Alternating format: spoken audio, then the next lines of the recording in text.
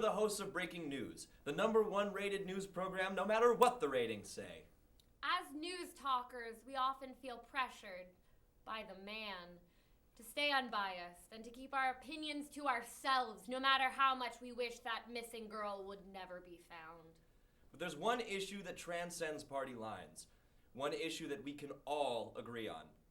If you've ever felt like your voice wasn't heard, if you've ever felt like you had a dream that no one would listen to, then please join us in our fight for Space Jam 2!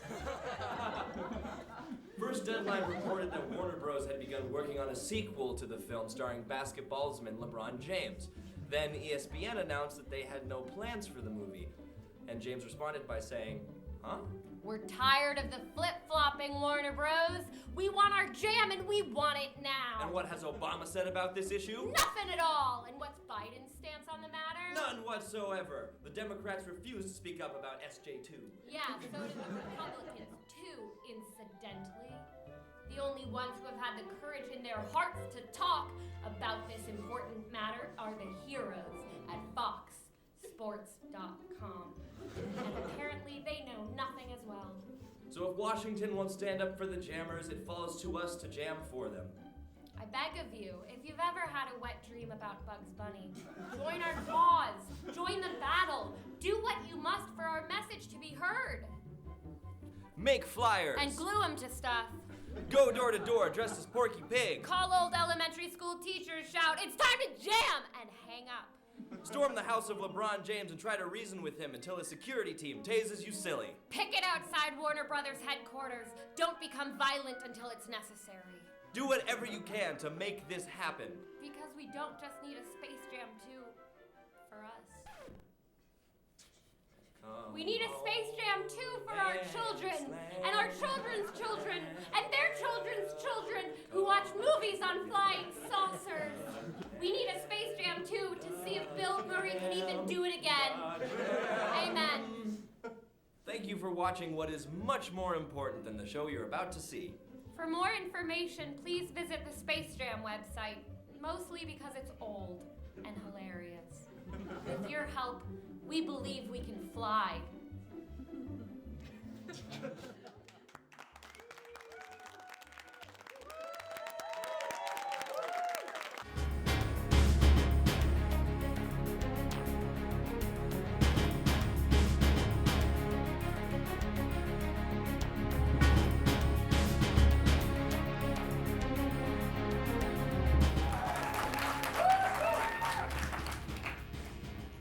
Hello and welcome to Breaking News. I'm Joey McManus. And I'm Rachel Crow. Ugh. What's the matter, short stuff? I don't know. I feel like that was really stale. Can we present our names like we present the news with some pizzazz, some spin? Oh, lie. Well, it's not lying if the ratings go up. I'm Joey McManus and I invented Facebook. I'm Rachel Crow and I named my dog Howie Mandela. I'm Joey McManus and I voted for Kennedy. I am Rachel Crow and I'm not contagious anymore. I'm Joey McManus and I can't take it anymore. I'm Rachel Crow and I am Malala.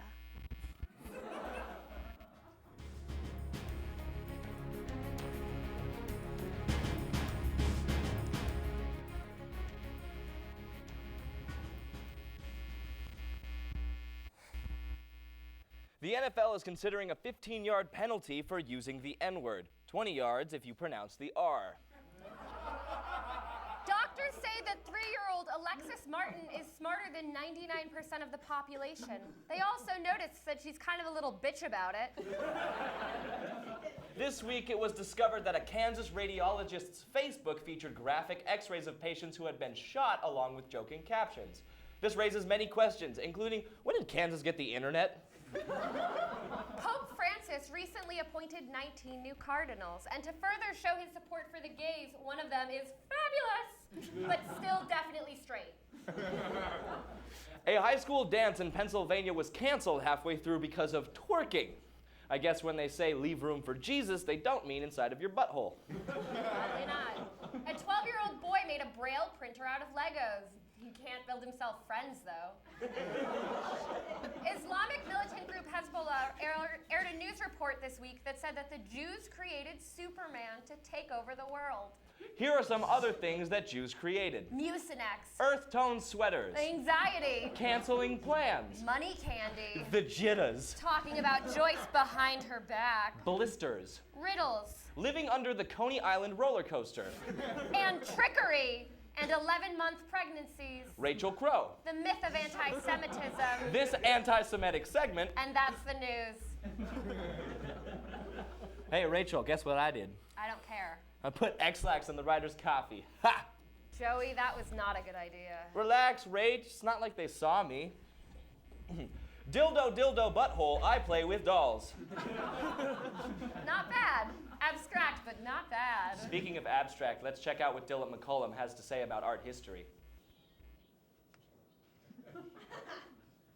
Barack Obama, former Chicago senator and current enemy of art, made headlines last month when, while talking about the importance of manufacturing, said, and I quote, "You folks can make a lot more potentially with skilled manufacturing or the trades than they might with an art history degree."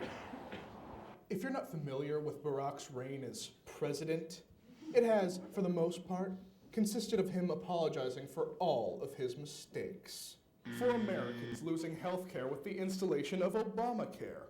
For calling Kamala Harris the by far best-looking attorney general. For naming his daughter Sasha, even though that is a Russian name, and he might as well have tattooed Putin's face on his chest.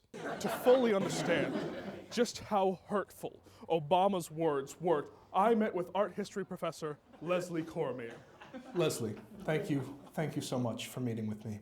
How much did Barack's scathing words hurt this community? I think it brought a lot of pain, but a lot of hope as well. So what you're saying is the scar is just too deep and beneath the surface. I guess you could say that. Where is your apology letter from Mr. Obama? I haven't received one. See? If anything, what he's done is shown us something that the Bauhaus has been trying to say to us for decades, which is that art and technics are not in opposition to each other, but that they can come together. Take my hand, Leslie. Thank you. That makes a difference. Thank you. Anything for art. So as you can see, Barack's still got a lot of apologizing to do. Some people call him a fine president, but I like to call him...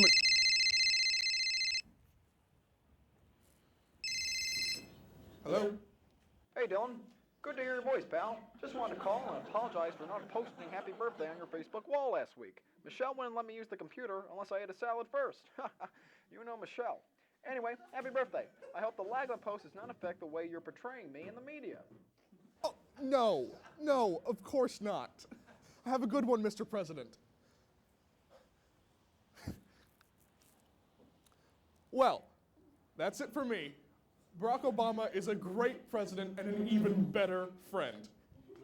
Also, art history is boring. Back to you, Rachel and Joey.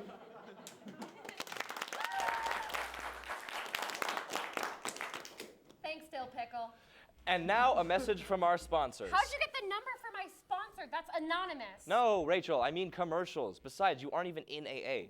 No, but I did break into an empty church basement once to drunkenly scream about my problems. For the last time. It wasn't a church basement, it was my living room, it wasn't empty, and it was during my grandma's wake. Ah, tomato, tomato. And now a message from our sponsors.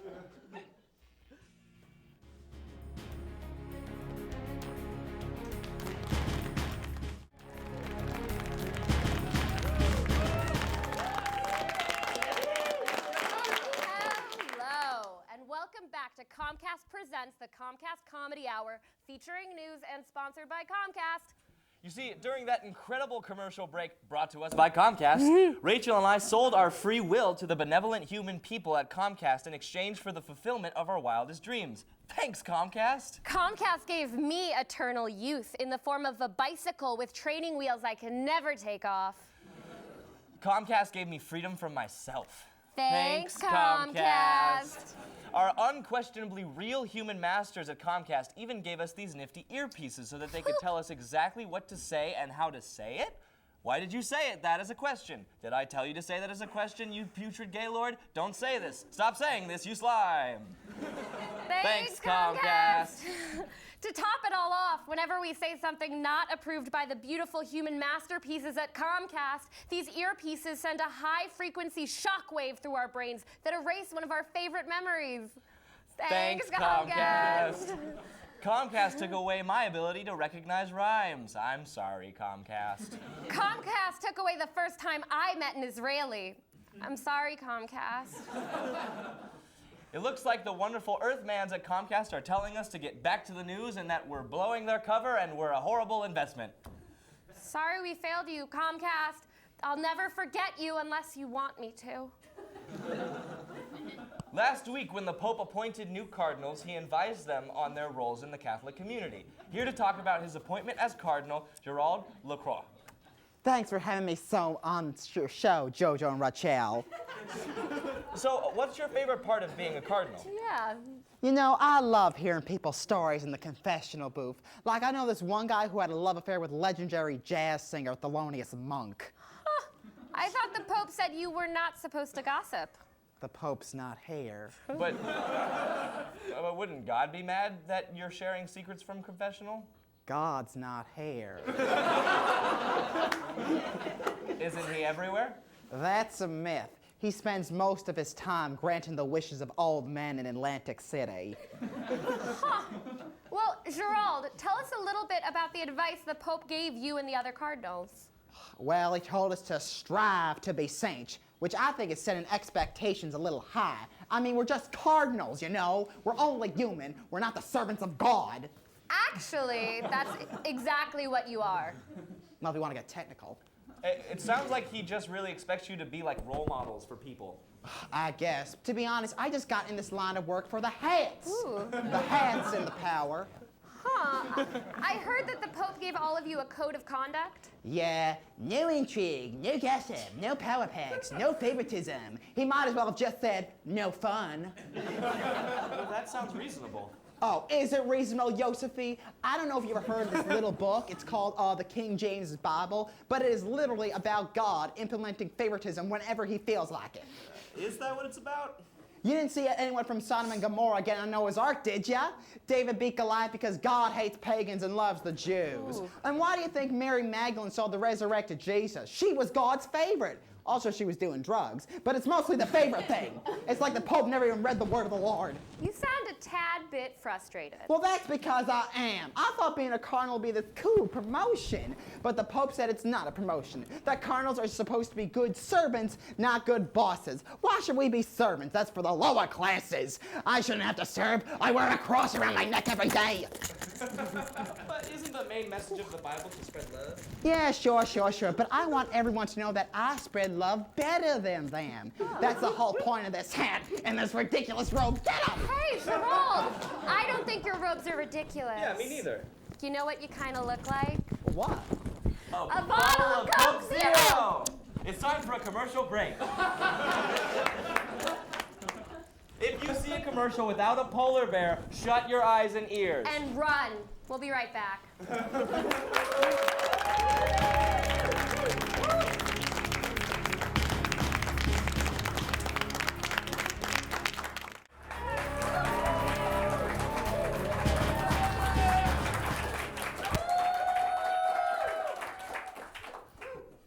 Feels so wrong. Your butt imprint is searingly hot. Oh, you shed on your side? It's normal. Hair follicles just die sometimes. Why do you always bring up death? Because death brings news, and I breathe news, so therefore, I speak death. Okay. Let's switch.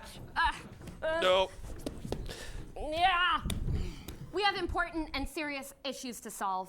I'm ready. For those of you who are familiar with the history of Ukraine, so only our writers and producers, you know that they have had a shaky start at democracy. And lately, some revolutions have been taking place. So to help us solve the problems of Ukraine, we have a very special guest. Please welcome our junior international correspondent, Ari Anderson.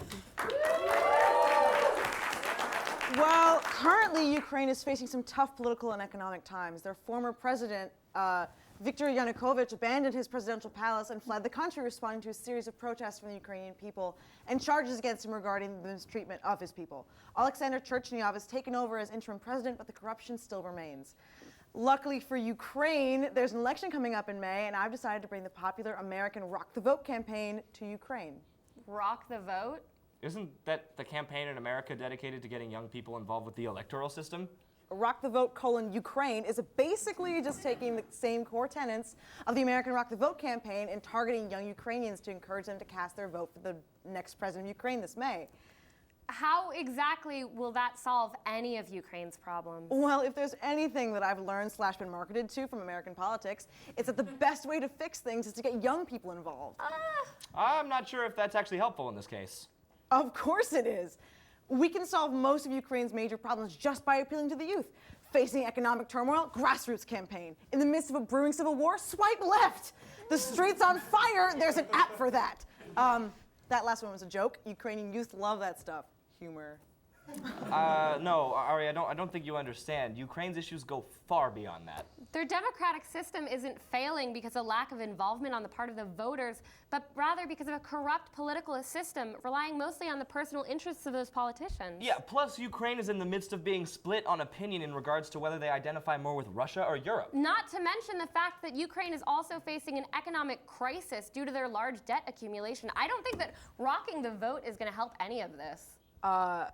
Hi, haters. I think you two seem to have missed the point completely. Have you ever seen a PSA starring Bono where he tells you how important it is for you to cast a vote? That shit is effective, I'm telling you. I solved the Ukraine. I just think you two haven't rocked the vote hard enough. And how do we do that? Well, I'm glad you asked. Picture this. You, 6-foot-something, milky-skinned man giant, standing in line to cast your ballot wearing a cool t-shirt with a dog wearing sunglasses on it, holding a razor scooter. That's rocking the vote. Okay. You, Yes? 5-foot-something, milky-skinned man giant, Accurate. standing in line to cast your ballot wearing a denim skirt with leggings underneath, listening to your Walkman and holding a razor scooter. That is rocking the vote. So what exactly are you doing to rock the vote in Ukraine? Well, I don't like to brag, but I did start the MTV Ukraine to help get the word out to the youths.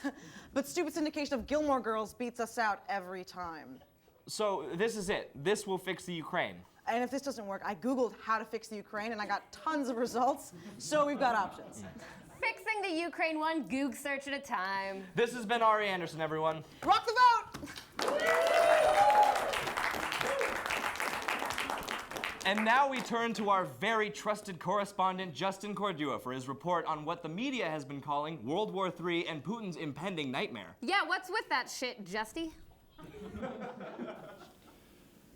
Hey guys, this is super embarrassing, but basically I couldn't get my segment done this week. I just got caught up with a lot of other stuff, and I'm really sorry. However, I did find a replacement on YouTube. His name is Caleb Michael Marcus, and he does these hilarious vlogs, and I found one that I think you guys are really gonna like, so I'm just gonna air that. I can do that, right, Begbie?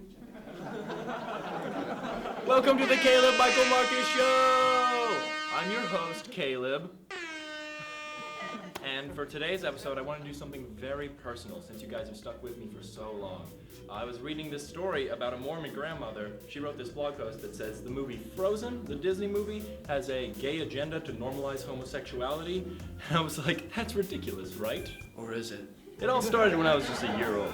My parents showed me The Lion King, and next thing they know, the little Caleb is eating bugs in the backyard. But kids will be kids, and a 1-year-old can't even process a movie, right? Wrong. 1995, my parents take me to see Pocahontas. I slap a Native American boy on a playdate. 1996, 101 Dalmatians hits theaters. The neighbor's dogs start going missing, but no one would blame a 3-year-old. Wow, guys, this is heavy. I think we need a dance break!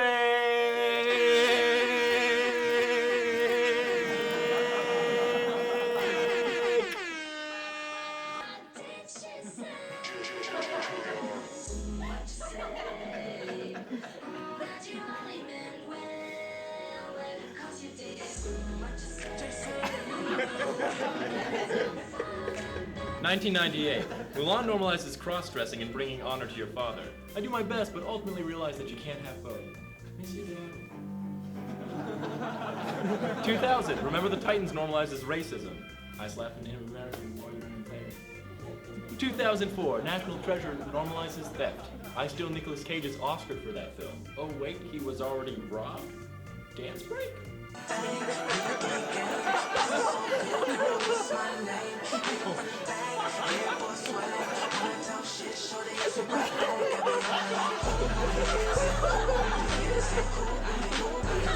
2007, Ratatouille normalizes talking to rats. I contract the bubonic plague.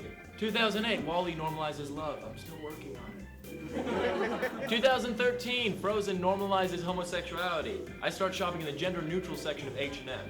Also, dudes. Dad, I miss you.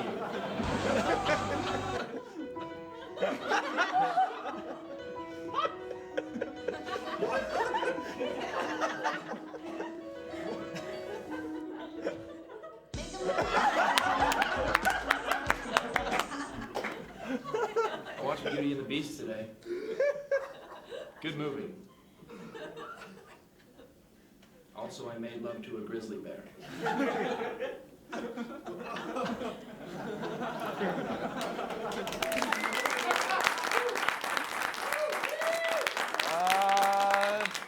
Thanks, Justin. Our next segment is very special, so we wanted to give you a quick sneak peek. What you are about to see is the harrowing story of an inner-city girl who went from bullied teen to America's sweetheart. Then to America's bullied sweetheart to teen who bullies American sweethearts. To local missing teen, to found teen, to teen locals which would go missing. To vigilante crime fighter, to mafia target, to paraplegic. To leg transplant recipient, to circus performer. To lion attack victim, to double amputee, to triple amputee, to women sick of hiding anymore who wants to show her true self to man. To woman again, to monkey. To victim of a hoax where she thought she was a monkey, to corpse. Yeah, that sneak peek kind of spoiled the whole segment. You're right. Fuck it, let's just do mouth to mouth.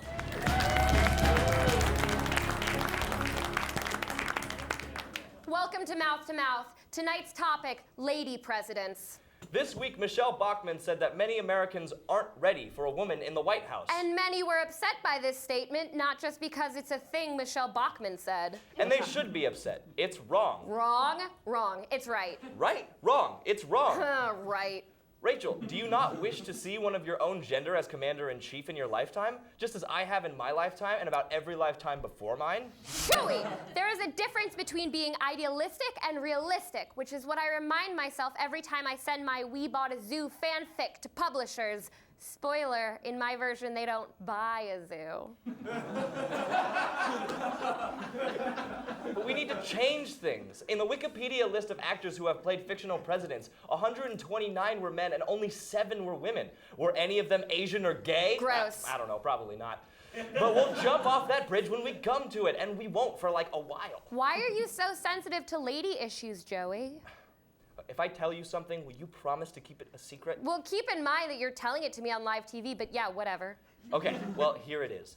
For the first 3 years of my life, my parents raised me as a girl. That's like not And that. then when I was 13, they decided I wasn't doing so hot as a boy, so they decided to raise me as a girl again for another 3 years. That sounds very confusing. I had to watch both versions of the Understanding Your Changing Body video in health class. And then a boy asked me to prom with a big banner, so I couldn't say Whatever. no. Regardless, Bachmann's right. America isn't ready for a womander-in-chief. Not until we've done something. Like what? Withhold sex from the male voting population until they elect a woman? That is sexist and unfair and pretty close. We'll all just be really passive-aggressive to the male voters. That seems just as offensive as what I said. Just think of it. Everyone will ask their wives, what's wrong? And they'll all say, nothing. And the man will say, do you want a woman to be president? And then she'll say, whatever you want, just like always. And he'll say, fine, I'll vote for a woman? Yes, and then she'll say, why do you always have to try to fix everything? I just need you to listen. So it won't work. It will not.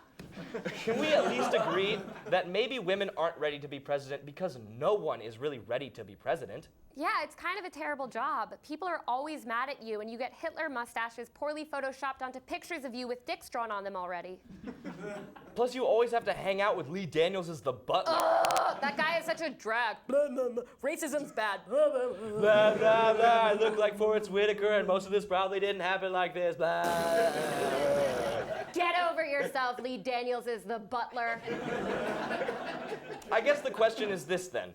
Who really is ready to be president? Women are out. And men haven't done too great of a job either, so who else is there? Someone neither man nor woman. So a jellyfish. Is America ready for a jellyfish president? No.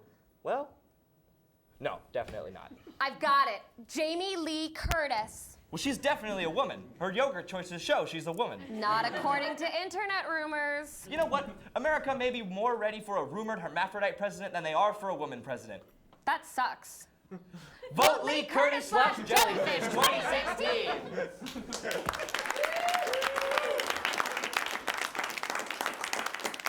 That's the show. Thanks again for joining us here in the political arena of breaking news. A place filled with shrewd political observations and journalistic integrity. A place that Rachel and I rent out at night for our church fight/book club. Stick around later tonight if you want to discuss thematic significance in Anne of Green Gables and beat the shit out of Joey. Our safe word is, thanks, Obama.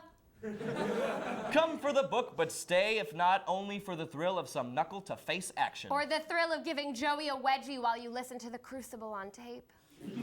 Good times for all. Be sure to tune in next time, and on behalf of all of us at Breaking News, have a lovely evening. Thanks, Obama! Thanks, Obama! Thanks, Obama! Thanks, Obama!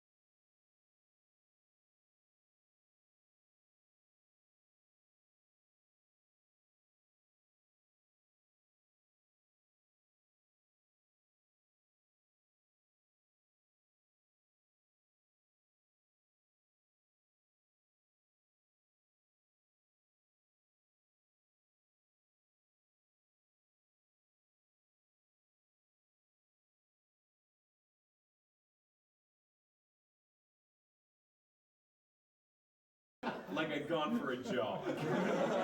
That's not good at all. And so I was like, that doesn't seem right. And she goes, no, you're not well. You're not well. And I was like, what happened? She goes, basically, because of the way you treat your body, it can't really handle standing up. You know, standing up, where you go from being at rest to doing literally anything. My body not capable of it, even a little bit. Anyways, haven't had caffeine in 24 hours because of that, and I fell asleep during the set earlier. You guys remember that? Maybe I did. Maybe I'm losing. Guys, I've lived in Boston now for a year, unfortunately, and it was weird. When I moved here, I was very lonely because I moved here from New York City, and New York was like the first place I ever really felt at home, and Boston was the first place I ever went weeks without smiling. You know what I mean? Like, you ask people why they live in New York, they have like, like reasons. Have you ever asked an adult why they live in Boston? It's always like, inertia. You know what I mean? Like, if you grow up in Boston and then you stay on purpose, you're messed up. You're like a little messed up. Like, when you turn 18 in Massachusetts, you should just get like a t-shirt that says like, my parents raised me in Boston and all I got was this terrible accent and the inability to love. I moved into a weird neighborhood in town when I moved here. I moved into the beginning of a horror movie, Alston. And here's how I found out. The first night in my new apartment, at 1 in the morning, the front door just opened. And the old man from down the hall was just staring into my eyes. And he goes, oh.